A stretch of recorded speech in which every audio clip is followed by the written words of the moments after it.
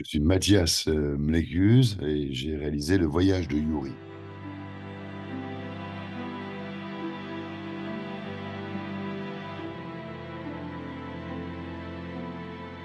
Le pitch, c'est l'histoire de deux amis dont l'un d'entre eux a perdu son fils dans des circonstances tragiques et ils décident de refaire le voyage qu'a fait ce dernier, un voyage très long en vélo de l'Atlantique à la mer Noire. Et donc ils partent sur leur vélo en direction d'Istanbul, hein.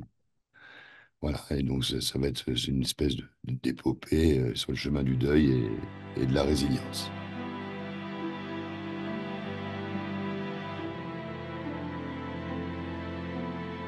Alors, cette histoire tragique, c'est mon histoire. J'ai perdu mon fils qui s'est suicidé à l'âge de 28 ans, mon fils aîné.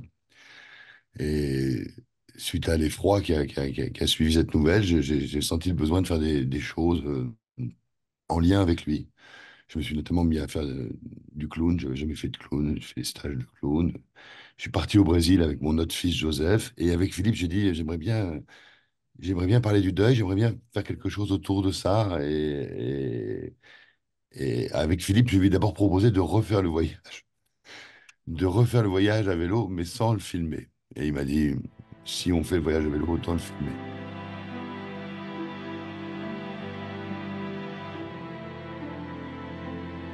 Avec Philippe, on est plutôt jeune. Ce que je dis aussi au début du film, c'est qu'on a 60 ans.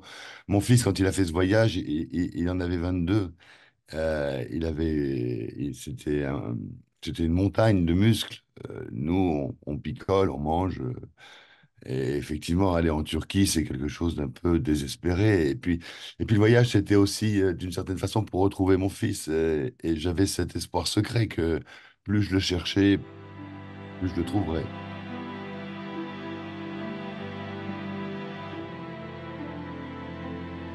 Ce voyage, c'était comme un immense musée.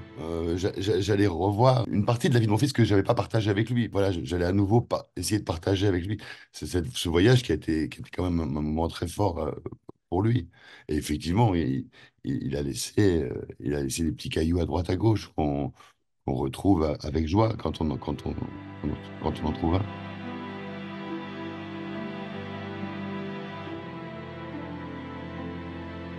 En fait, en fouillant dans son téléphone, après sa mort, j'ai retrouvé un message qu'il a envoyé à Marzi. Marzi, il l'avait rencontré, c'est une Iranienne, une jeune Iranienne qui vit à Téhéran et qu'il avait rencontré donc 5 ans auparavant à Istanbul.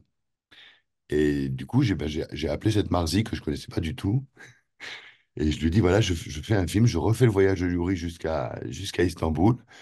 Est-ce que tu accepterais de venir à Istanbul, voilà, me rencontrer? Et, euh, et elle a accepté. Et donc, je vais revoir ce dernier amour, cette dernière personne à qui il a dit je t'aime.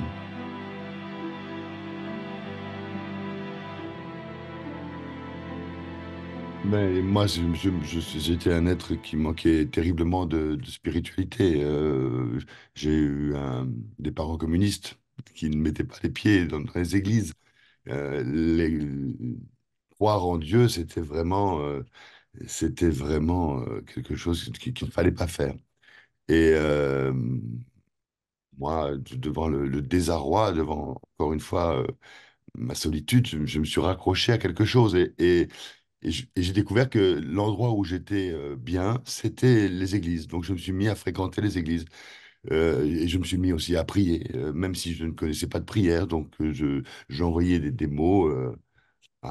Je disais Dieu, Seigneur. Enfin, j'employais des mots qui me permettaient de m'adresser à quelqu'un au-dessus de moi, quelqu'un qui et où pouvait potentiellement être mon fils. Et donc je me suis mis à imaginer aussi un ailleurs possible. Et c'est passionnant. En fait, l'autre monde est passionnant.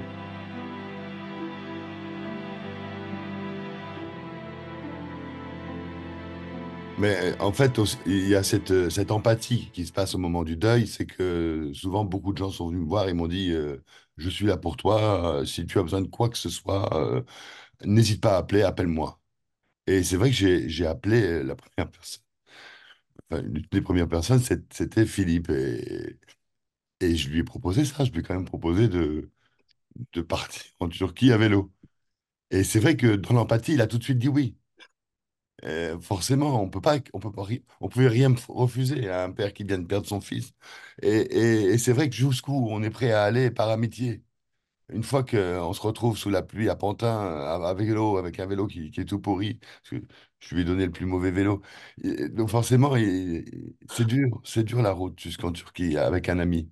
Et voilà, on s'engueule, on s'aime, on danse, voilà, on rigole beaucoup avec Philippe, on rigole beaucoup. Et on pleure beaucoup aussi, oui.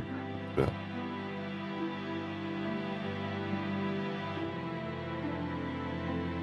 On est parti pendant 6 semaines en camping en direction de la Turquie, et en complète autonomie. Et ça a été une liberté extraordinaire. On n'a forcément aucun texte, tout était improvisé. Et les décors étaient trouvés au petit bonheur la chance. Soit on s'arrêtait au bord d'une route, soit on se disait, tiens, ce soir on tourne dans la tente, ou pourquoi ne pas rentrer dans cette église? Et voilà.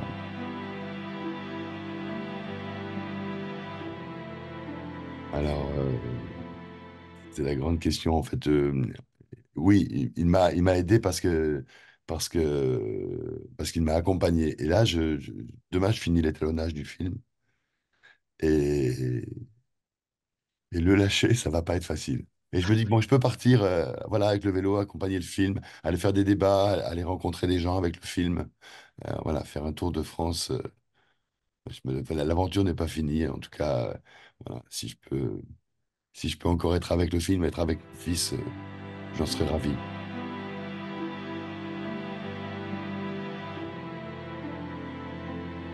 Ah bah, pour moi, déjà, c'est une reconnaissance. On n'a pas fait, on n'a pas fait une daube. Déjà, ça, c'est bien. Ça intéresse les gens.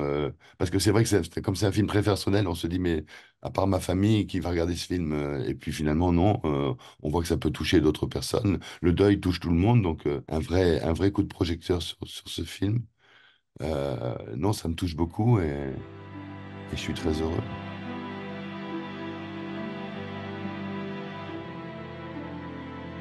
Ben, un mot qui pourrait. Non, moi j'aime beaucoup aller dans des endroits où on parle, les endroits du bout du monde où on parle français, où il y a un petit bout de France, un petit bout d'histoire partagée. Je me souviens que j'avais été très frappé en allant à Tahiti, en allant au bout du monde. D'un seul coup, j'ai dit, mais les gens ici parlent français, les policiers ont des képis, parce qu'à l'époque ils avaient des képis, c'est dans les années 80.